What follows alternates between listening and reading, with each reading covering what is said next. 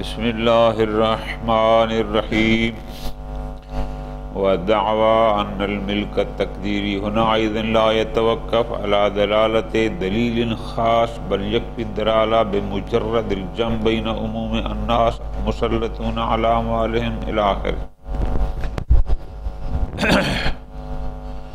موضوع ہمارا یہ چلا تھا کہ اگر کوئی شخص کسی کے ساتھ معاملہ مواطاتی کرتا ہے اور کرتا بھی فقط اباحہ ہے، یاد ہے نا وہ 4 قسمیں بنائی تھی، پہلی، دوسری، تیسری، چوتھی صورت چل رہی تھی، تیسری اور چوتھی مراد تھی، چوتھی میں صرف اباحہ تھا کہ صرف اباحہ سے مباح اللہ کے لیے وہ تصرفات بھی حلال ہو جائیں جو موقوف علی الملک ہوتے ہیں۔ شیخنا رحمت اللہ علیہ نے فرمایا تھا اگر کوئی دلیل خاص ہو، اور 2 صورتیں بنائی تھی نا کہ یہ 2 راستے ہیں دلیل خاص کے ذریعے، پھر تو ممکن ہے جبکہ ما نا نفی میں ایسی کوئی دلیل خاص بھی موجود نہیں۔ آج کا درس آگا یہاں سے شروع ہو رہا ہے۔ یہ کہتے ہیں کہ جناب وہ جو مسئلہ ہے ملک عمودین والا کہ لا عتقا الا فی ملک، لا بیع الا فی ملک، اور ادھر آپ کہتے ہیں کہ بیٹا باپ کو خرید کرے تو یہ اشترا صحیح ہے، باپ آزاد ہو جاتا ہے، ادھر کہتے ہیں کہ بیٹا باپ کا مالک بن ہی نہیں سکتا، تو آپ جمع بین دلیلین کر کے یہ کہتے ہیں کہ وہاں بیٹے کو ملکیت آنمائی حاصل ہوتی ہے ایک لمحے کے لیے کہ سوائے عید کے کچھ اور کچھ تصرف کر ہی نہیں سکتا، تو آپ وہاں بھی جمع بین دلیلین کرتے ہیں اور اس کو درست کرا دیتے ہیں۔ کیا فرق پڑتا ہے کہ ہم یہاں پر بھی اباحہ کی صورت میں بھی جمع بین الدلیلین کریں؟ وہ کیا جی، ٹھیک ہے اپنے مقام پر حکم موجود ہے لا عتق الا فی ملک، لا بیع الا فی ملک، اب اباحہ میں اگر ہمارے پاس دلیل خاص موجود نہیں ہے تو دلیل عام تو موجود ہے، وہ کون سی؟ الناس مسلطون علی اموالہم، تو جو شخص اپنے مال پر تسلیط رکھتا ہے، مسلط کامل ہے، تو سلطنت کا تقاضا یہ ہے وہ چاہے تو اپنے مال کا کسی کو مالک بنا دے، چاہے تو کسی کے لیے اباحہ کر دے، پھر چاہے تو اباحہ مطلقہ ہو حتیٰ کہ اس کو اجازت دے دے کہ بھئی تو اس میں وہ تصرفات بھی کر سکتا ہے جو موقوف علی الملک ہوتے ہیں، یا چاہے تو اباحہ خاصہ کرے ان کا نہ کرے۔ الناس مسلطون کا عموم دونوں قسم کے اباحات کو شامل ہے۔ تو اب ہم کیا کریں، ہم بھی یہاں جمع کر لیں کہ چونکہ الناس مسلطون علی اموالہم کا عموم اباحہ مطلقہ کو بھی شامل ہے، الفاظ پہ غور رکھنا گا جان، اباحہ مطلقہ سے مراد کیا ہوگا، یعنی چاہے وہ تصرفات جو موقوف علی الملک نہیں ہوتے یا وہ تصرفات جو موقوف علی الملک ہوتے ہیں۔ الناس مسلطین، ہر قسم کے اباحہ کو، چونکہ میرا مال ہے میں جس کو چاہوں جس انداز میں اس کو مباح کروں، بس اس کے اور ادھر لا بیع الا فی ملک کے درمیان جمع کریں کہ اگرچہ اس نے اباحہ کیا ہے لیکن مباح لا بیع کرنے سے پہلے آنما قبل اس کا مالک بن جائے گا، جیسے وہاں آپ ملکیت آنمائی کے قائل ہوئے تھے، یہاں بھی ملکیت آنمائی کے قائل ہو جائیں تاکہ الناس مسلطون علی اموالہم پر بھی عمل ہو جائے اور لا بیع الا فی ملک پر بھی ہو جائے، یہ ہو جائے گا جمع بین الدلیلین۔ ٹھیک ہو گیا؟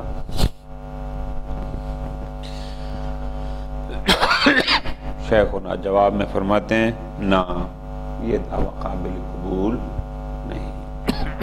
کیوں؟ فرماتے ہیں دو باتیں ہیں، ذرا غور سے آگا۔ پہلی بات فرماتے ہیں الناس مسلطون علی اموالہم، اس کا مطلب ہے لوگ اپنے مال پر مسلط ہیں۔ ایک ہوتا ہے مال پر مسلط ہونا اور ایک ہوتا ہے الناس مسلطون علی احکام اموالہم، ان کے احکام پر لوگ اموال پر مسلط ہیں، احکام پر مسلط نہیں۔ کیا مطلب اس کا؟ بہت غور میری جان۔ مطلب اس کا یہ ہے کہ لوگ اپنے اموال پر مسلط ہیں۔ کیا مطلب؟ یعنی ان اموال میں وہ تمام تصرفات کرنے کا حق رکھتے ہیں جن سے شریعت نے روکا نہیں ہے، لیکن جہاں شریعت نے کسی تصرف سے روک دیا ہے اس تصرف کرنے میں ان کو تسلط نہیں ہے۔ بڑی پیاری مثال ایک شاعر نے لکھی ہے، انگوروں کا مالک انگور کا مالک ہے لیکن اس تصرف میں جس کو شریعت نے جائز قرار دیا ہے، لیکن اس کے جمیع احکام کا نہیں۔ وہ یہ نہیں کہہ سکتا چونکہ میں انگوروں کا مالک ہوں اب میں چاہیں تو اسے اسیر بنا دوں۔ لکڑی کا مالک یہ دعویٰ نہیں کر سکتا چونکہ لکڑی میری ہے لہذا میری مرضی اس سے چارپائی بناؤں چاہے میں اسے صلیب و صنم بناؤں۔ نہ، الفاظ غور کر رہے ہیں نا؟ اب حالانکہ وہ جو انگوروں کا مالک ہے وہ بھی تو مال کا مالک ہے، اس کو تسلط کامل ہے۔ جو لکڑیوں کا مالک ہے وہ بھی الناس مسلطون علی اموالہم کے زمرے میں آتا ہے، لیکن فرق ہے مال پر تسلط ہونا اور احکام پر تسلط ہونا، اس میں فرق ہے۔ جب ہم یہ کہتے ہیں کہ الناس مسلطون علی اموالہم، اس کا مطلب یہ ہوتا ہے کہ لوگ ان تمام تصرفات میں اختیار کامل رکھتے ہیں اپنے اموال میں جہاں جہاں شریعت نے روکا نہیں ہے۔ لیکن بسا اوقات ہوتا ہے مال بھی انسان کا اپنا ہوتا ہے لیکن ایک ایسا تصرف ہوتا ہے کہ جس کو شریعت نے جائز قرار نہیں دیا، وہاں یہ بہانہ تسلط والا جو کہ میرا مال ہے میں جیسے چاہوں کروں، ایسا نہیں۔ ٹھیک ہے گا؟ اب بہت غور، یہ کر رہا ہے اباحہ، حکم شریعت ہے لا بیع الا فی ملک، تیرے اباحہ سے اس کو ملکیت حاصل نہیں ہوتی۔ کیوں؟ اسباب ملک شریعت نے خود بتا دیے ہیں، اسباب توقیفی ہیں، شریعت نے بتا دیا کہ کیسے کسی کا ملک کسی کی طرف منتقل ہوتا ہے، اس میں اباحہ نام کی کوئی چیز ہے۔ ایک نمبر دو، آپ نے بات کی ہے جمع کر لیں الناس مسلطون کے درمیان اور اس کے درمیان اور ملکیت آنمائی کے قائل ہو جائیں۔ فرماتے ہیں جمع وہاں ہوتی ہے جہاں دو دلیلوں کے درمیان تنافی پائی جاتی ہے۔ اور آپ نے اصول مظفر کے آخر میں پڑھا ہوگا، سارا تعارض اور تضاد میں مکمل پڑھا ہے۔ لیکن جہاں ایک دلیل دوسری دلیل پر حاکم ہو وہاں جمع نہیں ہوتی، دلیل حاکم دلیل محکوم پر مقدم ہوتی ہے۔ سمجھا کی بات؟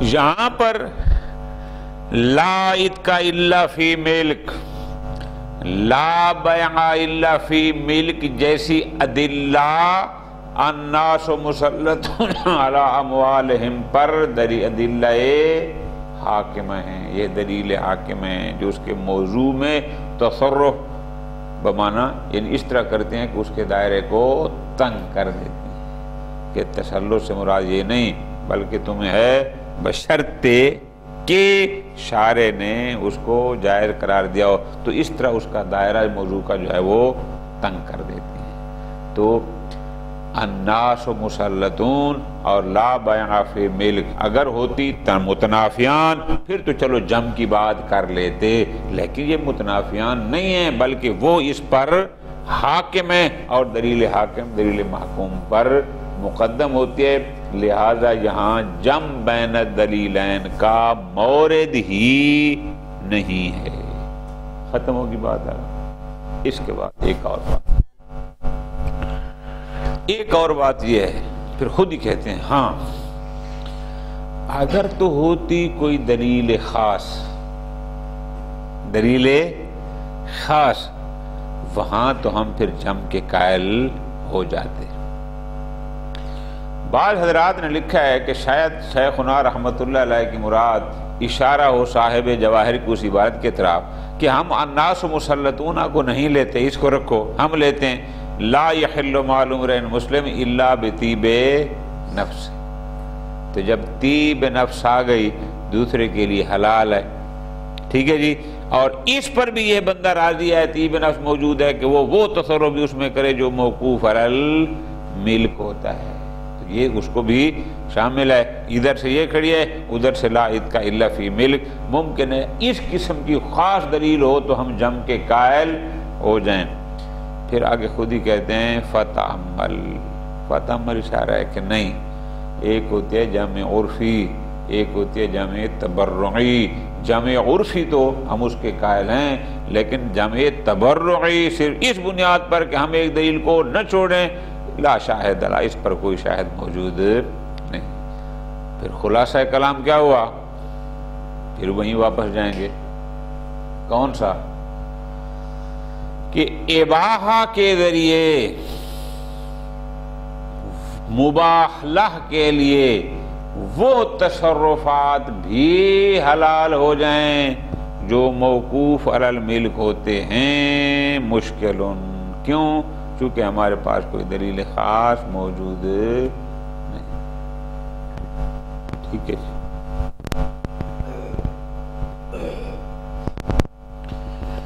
ودعوى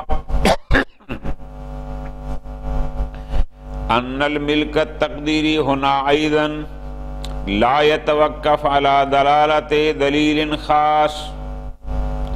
اور جیسے آپ نے ملک عمودین میں ملکیت آنم مائی کے قائل ہوئے تھے، کیوں؟ جمع بین الادلہ کرنے کے لیے، فرماتے ہیں مسئلہ ما نحن فی میں بھی ملکیت آنم مائی حاصل کرنے کے لیے، اس کے قائل ہونے کے لیے دلیل خاص کی دلالت کی ضرورت نہیں ہے کہ حتماً کوئی دلیل خاص ہو، بلکہ اس ملکیت آنم مائی کے لیے کافی ہے کیا؟ یکفی دلالہ بمجرد الجمع بین عموم الناس مسلطون علی اموالہم الدال علی جواز هذه الاباحۃ الناس مسلطون علی اموالہم اباحہ مطلقہ کے جواز پر داد کرتا ہے۔ مطلقہ غیر سمجھ آ گئی میری؟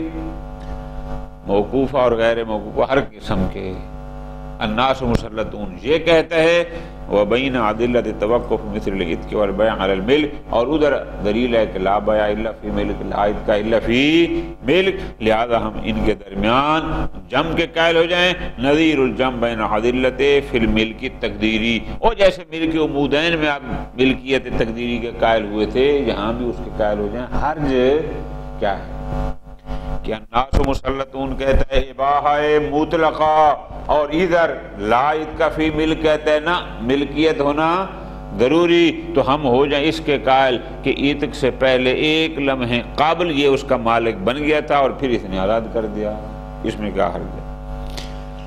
فرماتے ہیں مدفوعۃ، یہ دعویٰ قابل قبول نہیں کہ ہم یہاں پر بھی اس جم کے قائل ہو جائیں۔ کیوں؟ فرماتے ہیں اس لیے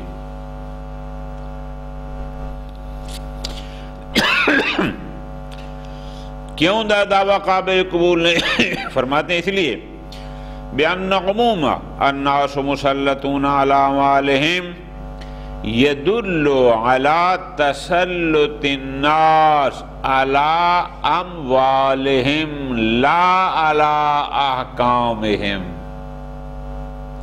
یہ حدیث مبارکہ یہ بتاتی ہے کہ لوگ اپنے اموال پر مسلط ہیں، نہ کہ ان کے احکام پر. اچھا، تو پھر اس کا مطلب کیا ہوا حدیث کا کہ لوگ اموال پر مسلط ہیں، احکام پر نہیں؟ تو اس کا مطلب یہ ہوا فَمُقْتَضَاهُ إِمْضَاءُ الشَّارِعِ لِإِبَاحَةِ الْمَالِكِ كُلَّ تَصَرُّفٍ جَائِزٍ شَرْعًا، کہ شارع علیہ السلام بھی مالک کے لیے اباحہ کرتا ہے کیا؟ کہ ہر وہ تصرف جو شرعاً جائز ہو وہ تو کر سکتا ہے، تو اپنے مال پر مسلط ہے. فرماتے ہیں پس فل اباحہ وَإِنْ كَانَ الْمُطْلَقَ، اس مبیح کی طرف سے مباح لا کے لیے کی جانے والی اباحہ اگرچہ مطلقہ ہے، اگرچہ مطلقہ ہے، إِلَّا أَنَّهُ لَا يُبَاحُ بِتِلْكَ الْإِبَاحَةِ الْمُطْلَقَةِ إِلَّا مَا هُوَ جَائِزٌ فِي الشَّرِيعَةِ، لیکن اس کے اباحہ مطلقہ سے مباح لا کے لیے وہی تصرفات جائز ہوں گے جو شرعاً جائز ہیں. ٹھیک ہے جی، اس کے اباحہ سے وہ تصرفات جائز نہیں ہو سکتے جو شرعاً جائز نہیں. اچھا، وَمِنَ الْمَعْلُومِ، اور یہ بات ہم پیچھے بار بار کہہ بھی چکے ہیں کیا کہ اَنَّ بَيْعَ الْإِنسَانِ مَالَ غَيْرِهِ لِنَفْسِهِ غَيْرُ جَائِزٍ،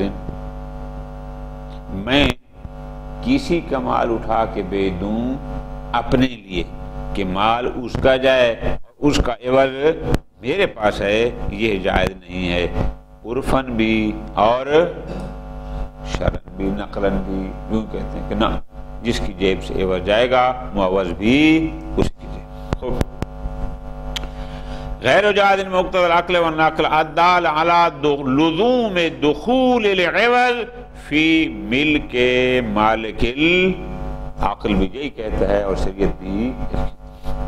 بس فلا یشملہ العموم، لہذا الناس مسلطون علی اموالہم کا عموم ایسی صورت کو شامل نہیں ہے کہ جو نہ عقلاً صحیح ہو نہ ہی نقلاً، حتی یثبت التنافی بینہ، تاکہ ہم کہیں کہ جناب الناس مسلطون علی اموالہم، اور ادھر لا بیع الا فی ملک یا لا اتقا فی ملک کے درمیان تنافی ہے. جناب یہاں تنافی ہے ہی نہیں.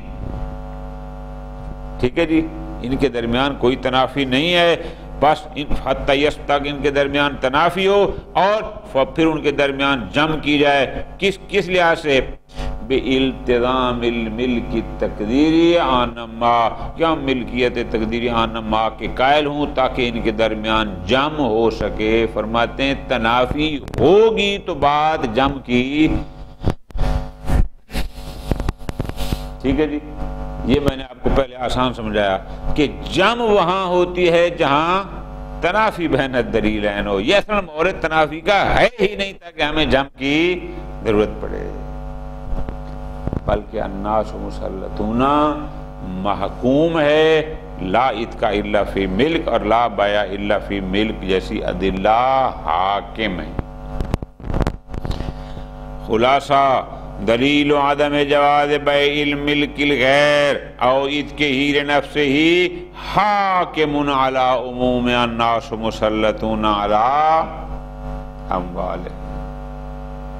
یہاں تنافی نہیں ہے، لا اتقا الا فی ملک اور لا بیع الا فی ملک حاکم ہیں الناس مسلطون علی اموالہم کے عموم پر، الدال علی امضاء الاباحۃ المطلقہ من المالک علی اطلاقها، کہ الناس مسلطون علیہم مسلطون اموالہم کا میں کیا تھا کہ مالک کی طرف سے مباح لہ کے لیے اباحہ مطلقہ پر دلالت کرتا تھا. ٹھیک ہے جی، اگر یہ محکوم نہ ہوتی دلیل پھر ہم جمع کے قائل ہوتے. لیکن دوسری ادلہ چونکہ اس کی ادلہ حاکم ہیں. نظیر و حکومت دلیل عدم جواز اتکمال الغیر علی عموم وجاب وجوب الوفاء بالنظر والعہد اذا نظر اتکا عبد غیرہ. یہ ایک مثال دے کے سمجھا رہے ہیں. مثال دے کے کیا سمجھا رہے ہیں؟ آغا احمد حافظی نظر کرتے ہیں کیا اگر میں پاس ہو گیا تو خادم حسین کے غلام کو آزاد کر دوں گا. ٹھیک ہے جی، یہ ہو جاتا ہے پاس. ٹھیک. فی بے نظر کا عموم کیا کہتا ہے؟ اوفو بالعقود کا عموم کیا کہتا ہے کہ تو اس کو، لیکن ادھر دلیل کون سی کھڑی ہے؟ لا اتکافی ملک. اب یہاں یہ نہیں کریں کہ یہاں جم کرنی ہے، جم نہیں کرنی، بلکہ لا اتکافی فی ملک دلیل حاکم ہے فی بے نظر کاغ پر. وہ اس کے دائرے کو تنگ کر رہی ہے، تشجیع کر رہی ہے کہ ٹھیک ہے تو نے نظر مانی ہے، اپنی نظر کو پورا کرو اب، لیکن وہ تب ہے کہ جب مال اپنا ہونا پاس تو رہے اور غلام اس کا آزاد کروں گا. فرماتے ہیں یہاں جم کا مورد نہیں ہے. دلیل سمجھ آ گئی نا؟ فرماتے ہیں ہاں قضا یہاں بھی لا بیع الا فی ملک اور الناس مسلطون جم کا مقام نہیں ہے. یہاں تنافی نہیں ہے تاکہ ہم جم کریں، بلکہ یہاں حاکم ہے لا اتکا الا فی ملک الناس مسلطون پر، جیسے وہاں لا اتکا الا فی ملک حاکم ہے اوف بالعقود یا فی بنظر کا پر. یہ مثال دے رہے ہیں. ٹھیک ہے جی. نظیر حکومت دلیل عدم جواز اتکمال الغیر، لا اتکا فی ملک ہے نا، غیر کے مال کو آزاد کرنا، کسی غلام کو آزاد کرنا یہ جائز نہیں ہے. یہ حاکم ہے کس پر؟ اوف بالعقود یا فی بنظر کا کے عموم پر. کب؟ اذا نظر اتکا عبد غیرہ لہ. اگر میں پاس ہو گیا خادم حسین کے غلام کو آزاد کروں گا، لہ یعنی اس کے لیے، اور نفس ہی یا اپنی طرف سے، لیکن اپنا نہیں بلکہ غیر کا. فرماتے نا اس پر حاکم ہے وہ دلیل. بس فلا یتوہم الجم بینہما بالملک القہری للناظر.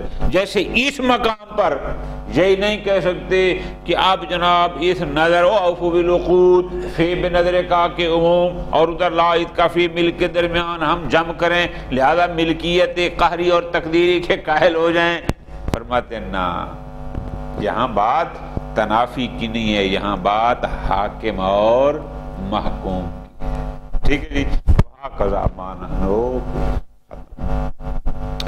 ہاں البتہ لو کون ہناک تعارض و تضاہم من الطرفین، اگر دو دلیلیں بطور حاکم و محکوم نہ ہوں بلکہ بطور دلیلین متعارضین ہوں. کیسے؟ بحیث امکنا تخصیص کل منہما للآخر، کہ ممکن ہے کہ ایک کے عموم کی تخصیص کریں دوسری کی وجہ سے، یعنی ان کے بارے میں تعارض ایسا ہے. یہ ساری مظفر چوتھے سے میں پڑھ چکے ہیں کہ ہمیں اس کی تخصیص کرنی پڑتی ہے جم کے لیے. امکن الجمع بینہما، شاید وہاں پر ہم پھر جم کے قائل ہو جائیں. کیسے؟ بالقول بحصول الملک القہری آنما. لیکن کہاں پر؟ اگر طرفین میں تعارض ہو. اس لفظ پہ ذہن یاد رکھنا ہے، یعنی ان کے ساتھ درمیان جو نسبت ہے وہ حاکم اور محکوم کی نہ ہو بلکہ تعارض کی ہو. پھر البتہ ایسا ہو سکتا ہے کہ ہم ملکیت قہری کے قائل ہو جائیں. لیکن پھر بھی کہتے ہیں فتعمل. فتعمل کیا ہے؟ کہ ایسے مقام پر بھی وہ جمع تبرعی ہوگی، جمع عرفی نہ ہوگی، اور جمع تبرعی پر کوئی لا شاہد لا، اس پر کوئی دلیل کہیں ہمارے پاس نہیں ہے. لہذا فرماتے ہیں یہ ان موارد میں سے ہی نہیں ہے کہ جہاں ہم ملکیت جم کے جہاں جم کرنا ضروری ہو، بلکہ جہاں حاکم اور محکوم کا مسئلہ ہے اور دلیل حاکم دلیل محکوم پر مقدم ہوتی ہے۔ صلی اللہ علیہ محمد وعلیہ